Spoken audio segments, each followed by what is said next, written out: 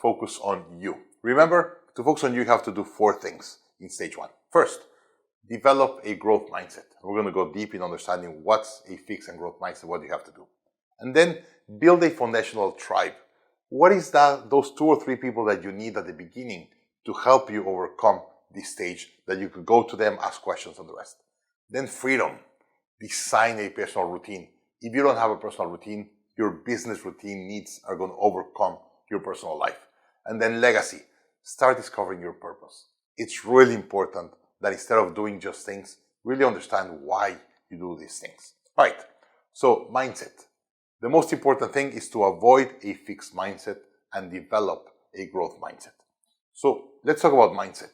Usually, as you could see on the screen, this iceberg, on top of the iceberg, what everyone sees are your results and your actions.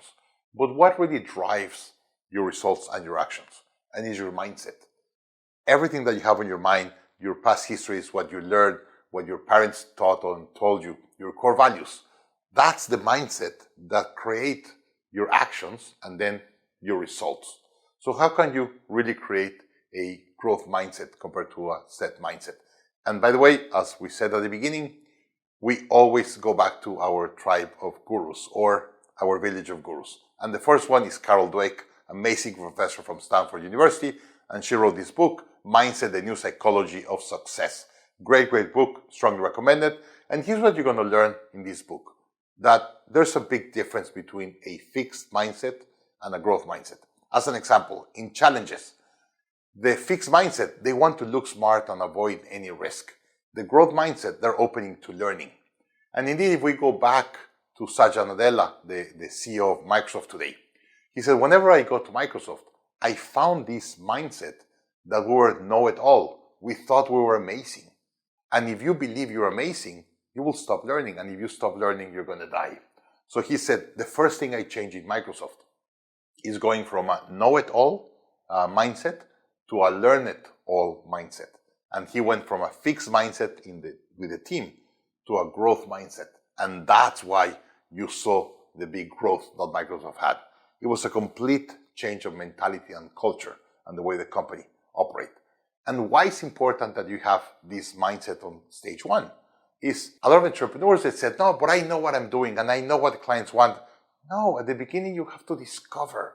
You have to, through marketing, through communication, talk to clients, understand what they want, how they want it, how much are they willing to pay, what's their real pain. And that will allow you to learn, and that will allow you to understand your product market fit and really build a viable product. Also, whenever you have an obstacle, if you have a fixed mindset, you give up.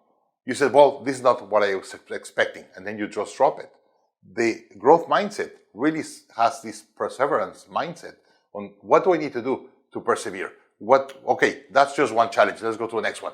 And you're able to do all this thinking that will allow you to, if you have setbacks, that is very, very common to have setbacks whenever you're in the startup mode or stage 1, is to overcome it and really said, okay, this is just part of the game. I'm learning how to do this better. And then you go on to the next one. Effort. You believe, if you have a fixed mindset, you believe that effort is useless. The growth mindset, you said, no, I want to be an expert. I want to do 10,000 hours. And by the way, when I read the book of Malcolm Gladwell, Outliers, and it explains the 10,000 hour rule, I was so excited. And I was telling my friend, and my friend was saying, why are you so excited? Because they gave me the rule. If I do 10,000 hours of something, I'm going to be an expert. And my friend was, that's really boring to do 10,000 hours of something. And I was super excited because I knew that if I just spent 10,000 hours doing something, I was going to be able to be amazing doing that. And that's kind of the mindset that you're trying to look for. In critics, they get defensive. If they criticize them, said, hey, I don't like your product, I like it pink instead of blue, they get defending. No, it has to be pink. The growth mindset, they learn, they listen, and said, why do you think it's better to have it pink? Or why do you think it's better to have it blue? And would you buy it if it's blue instead if it's pink? And you're able to go and ask all these questions and learn from the interactions and be able to build a better product and a better company. And in success, when you're talking about success of others, when you have a fixed mindset, you feel threatened when someone else is having success. If you have a growth mindset, you get inspired and you seek to learn from that. I love to see entrepreneurs in my industry succeed. And people said, but is your competitor? They're succeeding. And I was like, yes, but they're figuring out how to do it. I could copy that and be successful. But most importantly, they're proving our industry. In online learning, for me today, I'm not going to fight with my competitors to try to win one student. I want to work with my competitors on how can we grow the industry. Hey, just probably 10% of the world or 8% of the world has taken an online class. How can we go from 10% to 50%? Instead of fighting that 10%, how can we go from 10 to 50% and we grow the industry, and we're all going to grow in the industry. So instead of being my competitor, he's my friend, he's my colleague. How can we work together to grow the industry?